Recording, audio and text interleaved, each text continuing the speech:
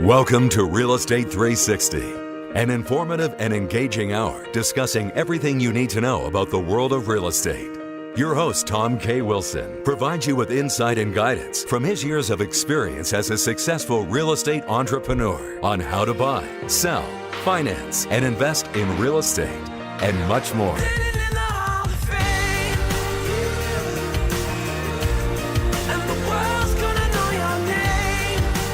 Now, here's your host for Real Estate 360, Tom K. Wilson.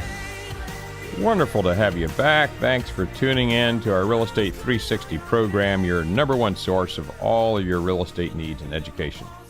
We're broadcasting from the number one business radio station in the San Francisco Bay Area, KDOW-AM 1220, the Wall Street Business Network. I'm Tom Wilson, your host for the Wednesday edition of the 2 o'clock show. And Real Estate 360 comes to you now 7 hours a week, 5 days a week. My co-host, Joe Kuchera, Laurie Graymont, Mike D'Ambrosia, and Bobby Decker are on Monday through Friday at 3. I'm on at 2 o'clock on Wednesday, and Laurie's on at 2 o'clock on Thursday. Laurie and myself are both focused on investing and real estate, and cover a broad set of topics that are related to that. And Monday through Friday at 3 o'clock, my other co-hosts are covering additional topics in addition to investing. We're going to talk about flipping today. That's a very popular topic. It's it's one that is certainly gets a lot of press, both good and bad, and a lot of questions. When people find out I'm a flipper, they have some very interesting questions, which I find are almost always highly distorted from reality, and we're going to cover that today. Before we do, I just want to remind you that if you go to Wilson or TomWilsonProperties.com, the website for Wilson Investment Properties, you can request a weekly newsletter that gives you a quick one-page read of what's going on in the world of economics as it relates to real estate. So that's written by an economist whom I know, Howard Blum, who does a nice job of summarizing that for you, so you don't have to keep track of all the government publications and Wall Street Journal items on what's going on with the money and real estate changes. It's a very nice read. No obligation. Your email address won't be shared with anyone else. You can also request a 19-page article on how to choose the best metro and product to invest in that yours truly has written. And if you have any questions about real estate, we're glad to answer those. If you'd like to have a free consultation on where your real estate portfolio should go or what your options are, we're glad to talk to you about that as well. So let's talk about flipping. Gets a lot of press, a lot of reality shows about it. Indeed, it is exciting. It's, of course, a lot harder work, a lot higher risk, more stress, and more complex in details than those wide screens would ever start to show or reveal to you. It's primarily a U.S. term, most often applied to real estate, although it can be any asset, that defines a purchase below market with the intent of selling, with or without adding value, at a higher price. Now, there are critics out there who often project that this is somehow unethical and fraudulent, and indeed, any potential fast profit business can bring out some bad elements. However, with rare exception, flippers can provide a great benefit to the marketplace by removing blighted properties. These blighted properties sometimes are not only reduce the value of those around them, but they attract bad elements or squatters who stay in there and are not creating any value, in fact, bringing it down. So these get removed. These houses get returned to the marketplace, either for rental or for ownership that would otherwise not be available. They most of the time, somewhere along the line, either one that buys it or someone downstream that they sell it to does repairs, makes it acceptable for safety and health, and often they bring the value up to the point where that house is worth more than the typical house in the neighborhood that's the same size. And as a result of all of that, the tax revenue goes up for the community. So I think flippers, even though in some people's minds they seem shady, it's a legitimate business that a lot of people do, although a very small percentage of people who are in real estate in general. But they provide a great value to society by converting properties that are not useful and are blight into properties that are available for people to live in, and to also to bring in more revenue for the community. So I'm proud to be a flipper. I've been in real estate investing for 38 years now, been flipping for about 14 years, and make no mistake, I'm first a long-term hold investor. So why is that? If you have success in flipping, why wouldn't you always want to do that? Well, there's it's very intense, labor intensive job. It's a real business. Flipping is a business. It takes a lot of people, a lot of active participation. The results, what you profit from it is taxed in the highest tax bracket, and it's very much different than what people's perception is. Long-term holds, on the other hand, are more passive assets that can produce passive income into retirement, or to, in fact, enable you to retire, and they go up in value, both the asset and the rents go up in value, so you get increased value with time. So therefore, it gives you indeed a great inflation hedge. And even though inflation's been pretty low lately, I think most economists share the common denominator projection that it will go up. We don't know how much, but it'll go up. So I like having assets that are a hedge against inflation and that can produce passive income. So why flip it all? Well, it produces some short-term cash that you can then in turn invest in real estate. Maybe you don't have a lot of cash to start with and you'd like to buy long-term holds, and flipping can produce the cash to do that. But if you don't have any money, it's hard to do it by yourself, but that's okay. You can go find partners out there. There are a lot of folks with some experience and money who need someone to manage, who are motivated and will do an equity share.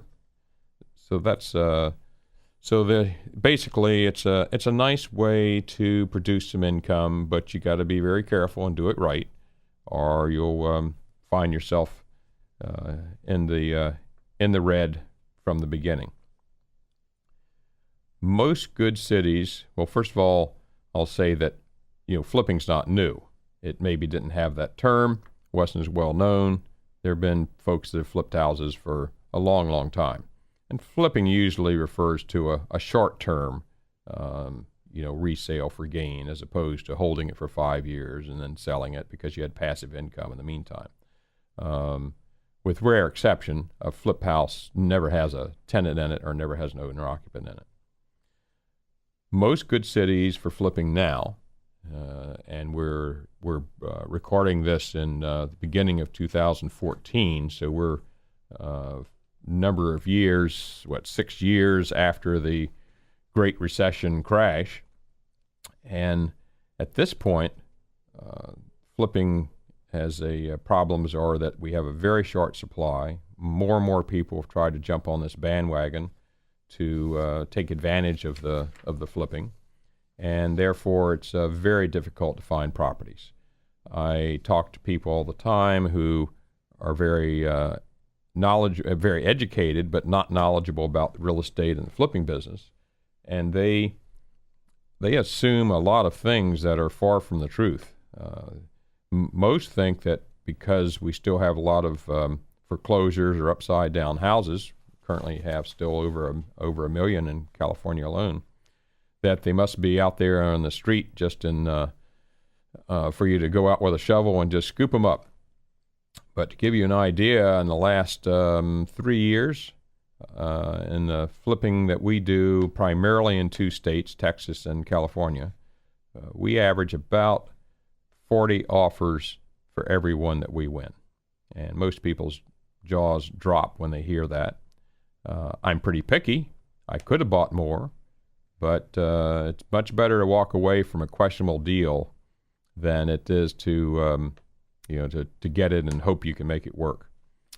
So maybe your odds of finding something is a little better than that if you're willing to take narrower margins or riskier deals. But don't go out there and make offers on 3 houses and not get them and say, "Gosh, I don't know what to do." You just have to keep looking, and indeed, it's work. It's work. I find it's exciting and fun work. A lot of folks in it. A lot of notes to swap with others that are in it, but it is work. Let me give you some stats to give you an idea of what's going on. There were 2,000 flips in the Bay Area last year. There were 200 flips just in third quarter in Silicon Valley. So as total houses sold, that's not very much. There's about in third quarter of this past year, there were 33,000 flips in the United States. And that was down 13% from the year before, down 35% from the second quarter. So if you watch follow the economics and real estate at all, you know the market was extremely hot in first and second quarter of 2013, and then things started to slow down a little bit in third and fourth quarter. Still a seller's market, but not nearly as strong, and these numbers reflect that. The average profit nationwide was $54,000. And in San Jose, the highest market in the country, average profit was $166,000 on an average or median sale of $700,000. So that's about 20%. That's exceptional. That is not typical. And I'm sure since then it has not been quite as strong. So today we're talking about the flipping business, the trials and tribulations, what's good about it, what's bad about it, what to do, what not to do. Trying to let you, if you're already a flipper, hopefully you pick up a few notes. If you aren't, it'll help you decide whether or not you want to be in this business. I'm Tom Wilson with Real Estate 360, talking about flipping today. We're on 1220 a.m. KDOW, the Wall Street Business Network, and we'll be back in just a moment talking more about the details of flipping. Be right back. For more information on today's program, visit RE360radio.com. That's RE360radio.com.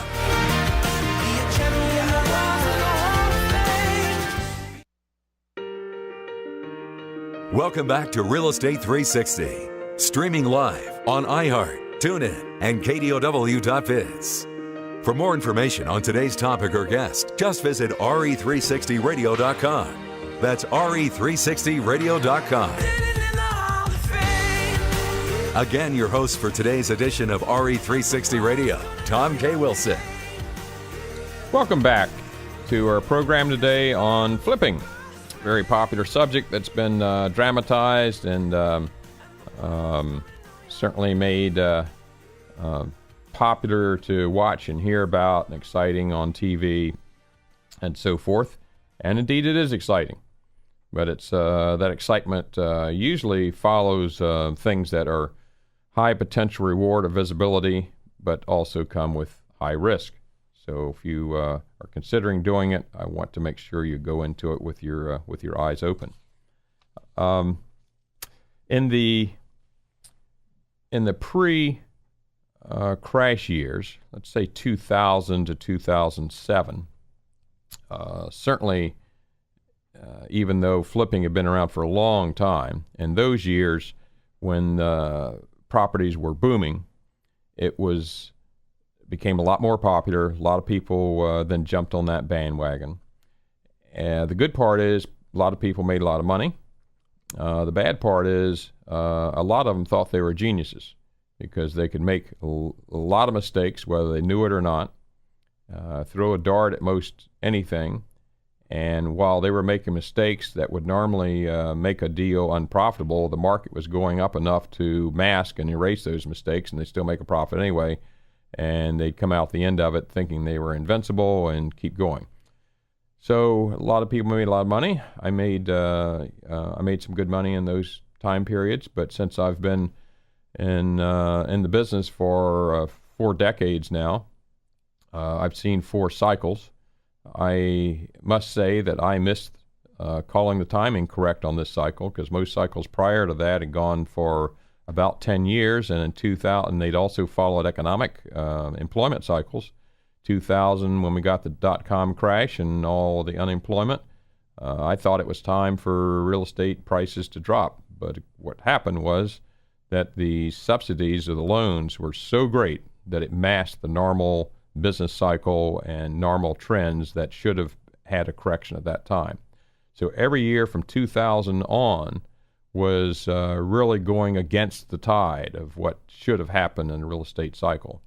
And I bought a little bit of properties in those time periods, but I was very cautious because I knew it had to come to an end. I wasn't smart enough to know when, but I knew it had to come to an end. When I had friends come to me and say, well, I'd tell them I would like this cycle to stop, and they'd say, why would you do that? I'm making money. I said, well, the longer we go, the bigger it's going to crash. And indeed it did. So all the flippers who were in the business in 07, 08, 09, and unfortunately I had some product that I was flipping at that time as well, and most of us caught some falling knives in 08 as things came down, and we all learned some lessons. Some of us learned them again, and how careful you have to be with that.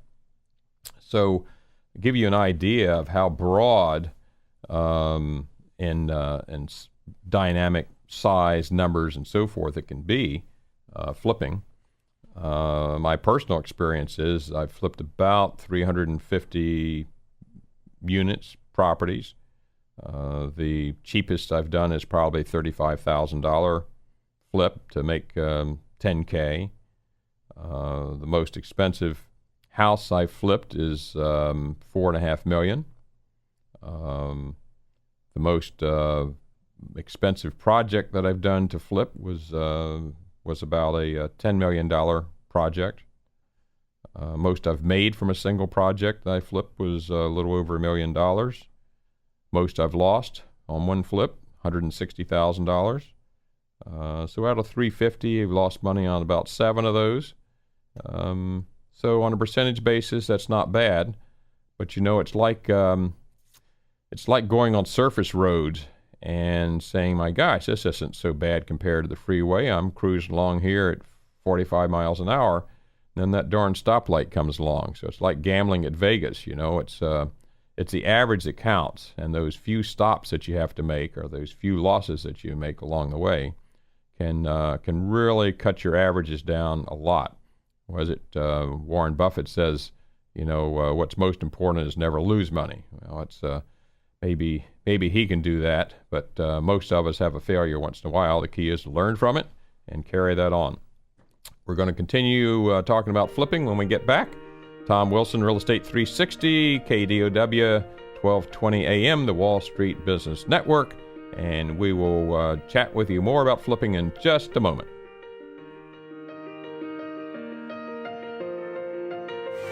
For more information on today's program, visit RE360radio.com. That's RE360radio.com.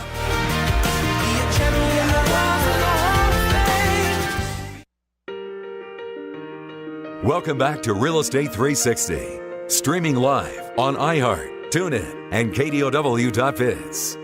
For more information on today's topic or guest, just visit RE360radio.com. That's RE360radio.com. Again, your host for today's edition of RE360 Radio, Tom K. Wilson. Welcome back. Our subject today is flipping. trying to give you some do's and don'ts and paint you a broad picture so you can understand what this business is about before you get into it or before you expand, or hopefully pick up some notes if you're already flipping.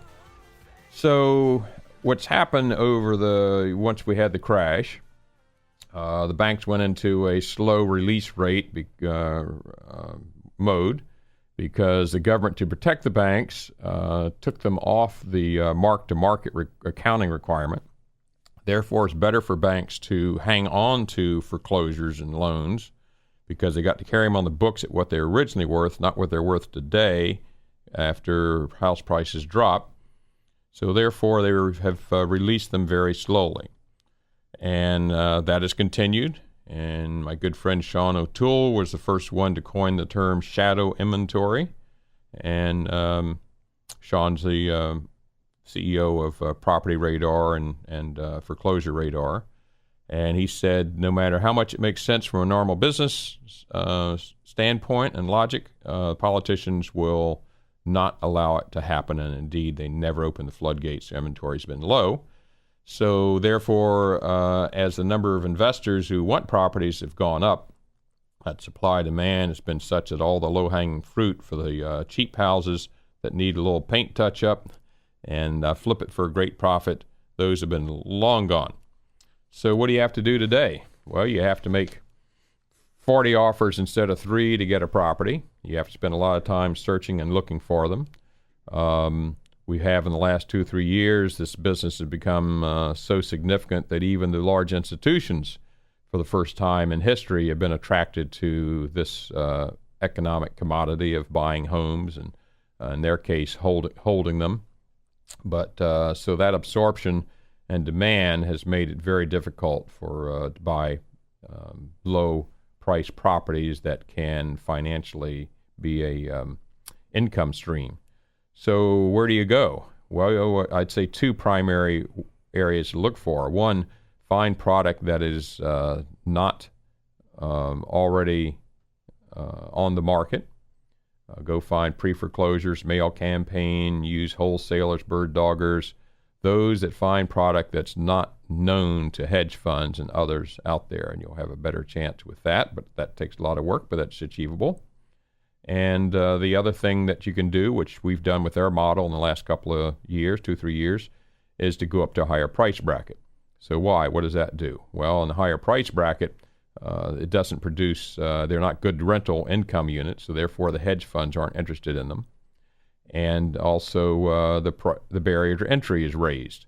So when that happens, then you have less competition, you have a better chance at it. So those are a couple of things that you can do. Unfortunately, for some, they're so driven to get started that if they're looking at the traditional product that used to work, that's now in short supply and high demand, they wind up overbidding, and they in desperation to get a product, and they also count on the market being higher when they sell. Very dangerous on both counts. It's much better to go up to a higher price bracket. If you can't afford it, get someone in there who has had experience and can do it with you, and make sure you just be patient. Don't be too fast to grab something. So we will continue with talking about flipping here in just a moment after the break. This is Real Estate 360. I'm Tom Wilson. This is KDOW 1220 AM on the Wall Street Business Network, and we're talking today about flipping fundamentals and how the market has changed, what you should know and to do and not to do so you can make a profit and not run into trouble. We'll be right back. For more information on today's program, visit RE360radio.com. That's RE360radio.com.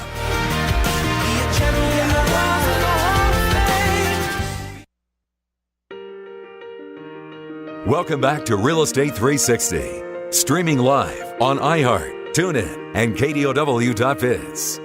For more information on today's topic or guest, just visit RE360radio.com. That's RE360radio.com. Again, your host for today's edition of RE360 Radio, Tom K. Wilson. Our topic is flipping today to help you decide whether to get in it or maybe improve flipping if you're already doing it. The goal, is to make a profit, the best profit per month with minimum risk. For example, making $50,000 on a $500K sale in 3 months in an $800K median price neighborhood is much better than making $100,000 on a $1 million resale in the same neighborhood in 12 months. You want to keep your money moving. Don't buy something that looks like a killer deal in a low demand area only find it takes you 8 months to sell it after it's dropped the price, after you drop the price 3 times and have 2 buyer fallouts. You probably know how I know that.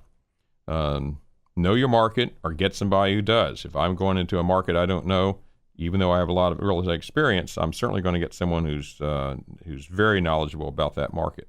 Critical analysis of the sales comps on both the purchase and the resale is mandatory. It's as much of an art as it is a science. Your resale price assessment has to be based on what the product would appraise for with a federally backed loan. Why?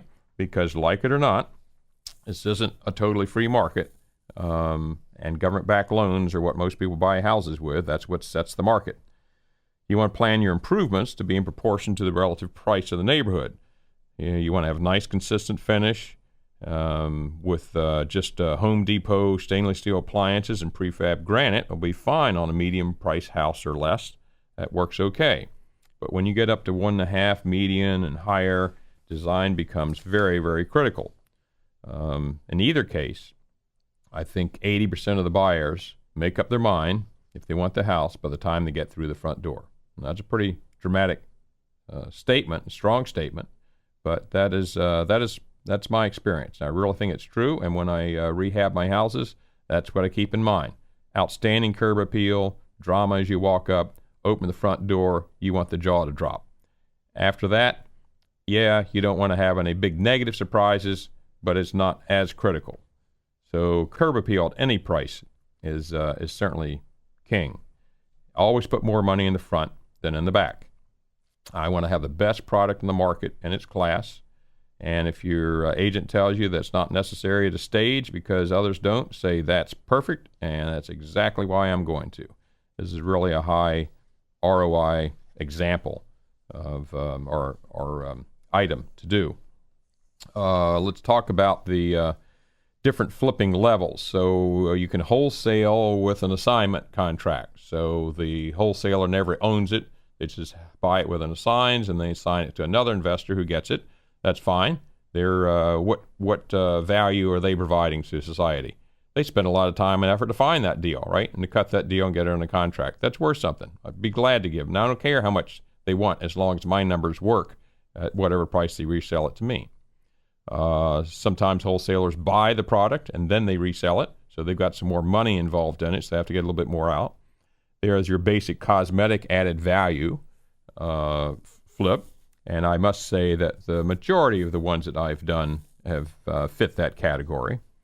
Then there's structural added value with an addition, and then the most one, the top level, is scraping a house and building a new, although that could be argued to be a spec house. But that's kind of the different levels of flipping. I talked a moment ago about when you get up into higher price homes, then design becomes critical. So at that level, you want to have exceptional curb appeal. You want to have dramatic architecture, but not so eccentric that you turn off part of the market. You want to have a great open floor plan, take down walls, put more glass around, so forth. You want volume. Take those ceilings up. So we take houses that are 60 years old, have 8-foot ceilings in them, and a lot of compartmentalized rooms that was popular decades ago. And we rip out a lot of those interior walls. A lot of those turn out to not be load-bearing. Some are. You have to be careful. Need to have a structural engineer involved. And we take those 8-foot ceilings out, and we go all the way up to the full cathedral ceilings. And you have to do it right because you need structural truss members to hold that roof together and so forth.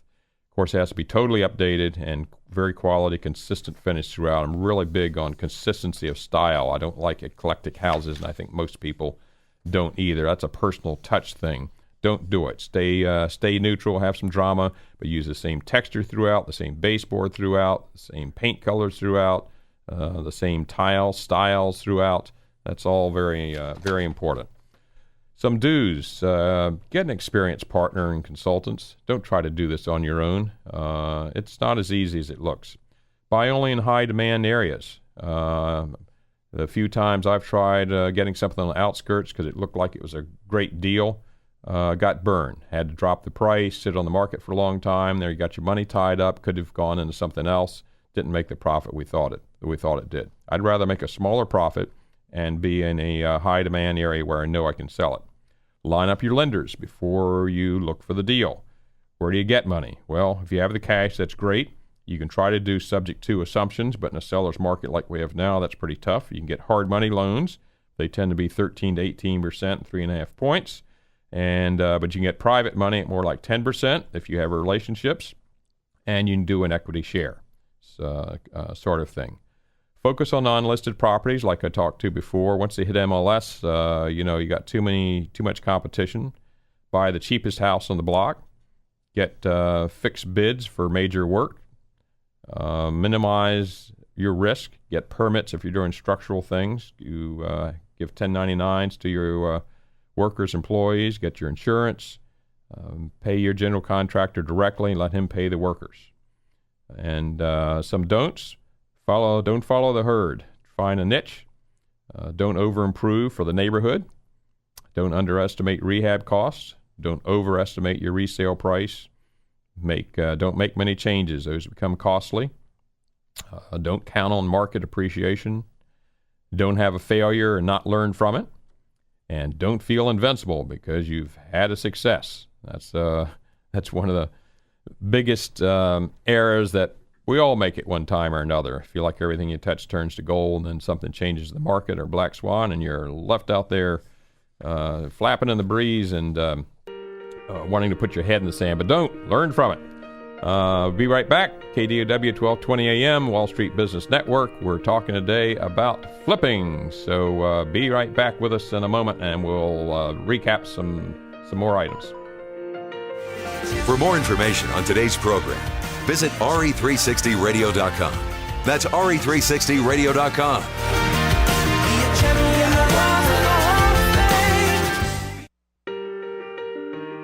Welcome back to Real Estate 360, streaming live on iHeart, TuneIn, and KDOW.biz. For more information on today's topic or guest, just visit RE360radio.com. That's RE360radio.com. Again, your host for today's edition of RE360 Radio, Tom K. Wilson. Flipping, what an exciting kind of business. And scary. So if you get into it or expand, please proceed with caution and do it with expert partners, coaching, consultants. I'd rather make a smaller amount and have less risk and learn from others who have been through some of this. Narrow down what and where you want to focus. Don't try to look everywhere and do any kind. Focus. Don't be in too big a hurry or you'll overpay. Know what your maximum price is before you offer and negotiate. Don't fall in love with it. And you got to be prepared to walk away if it doesn't pencil out, if the numbers don't look right. Do your homework. Set the subs in place, prep for permits, and be ready to demo on day one after the close of escrow. Flip I just sold 2 weeks ago for $1.95 million in Willow Glen. My holding cost was about $450 a day, not including the payroll. So you don't want to be sitting there with idle time or waiting for the tile to show up, or the sub didn't finish it and the next one is waiting. Set artificial deadlines and give your contractors incentives and penalty clauses. Set high expectations. Drive for closure. Use your planning tools to make sure no material or wrong timing of subcontractor delays the project. Motivate your crew with compliments. Buy them lunch once in a while. Give them bonuses. Let them know that you feel they're important. Guess what? They are. If they're not performing, get rid of them. Reevaluate your market carefully and set your specific strategy when you get ready to list. The market will probably be different than when you bought. Look at it very carefully. And when the project is complete, celebrate with your workers and team. I always have a lunch or get together to have a team picture and so forth. When it closes, celebrate again. And then take some of your profits and buy some long-term holds so you'll have some passive income in the future. If you'd like a copy of this program with some pictures and graphs and tables, let me know. I'll be glad to send that to you. We're going to have some other folks on in future programs who are flippers also and get their input. So keep watching for those. Remember, if you want a weekly economic newsletter about real estate and economics, write in for that. If you want, say, some free consultation on what to do with your portfolio or how to start one, we're glad to help with that. And we have a report on how to choose the best metro and how to choose the best product. And you can always go on TomWilsonProperties.com and you can ask for those reports. You can ask for this flipping article that's going to come out in the REI Voice, Geraldine Barry's magazine, which is taking a new face this next issue. And we will also be talking about this subject some more at the next or SJREI meeting. We glad to have you with us today. It's a fun topic. Hope you learned something from it. Remember, the only thing that matters is what you do next. This is Real Estate 360. This is KDOW 1220 AM, the Wall Street Business Network. And we will see you on the next program with some more guests and some more good topics on real estate investing. Thanks so much for being with us. You've been listening to Real Estate 360 on AM 1220 KDOW. For more information on today's program, visit RE360radio.com. That's RE360radio.com. AM 1220 KDOW.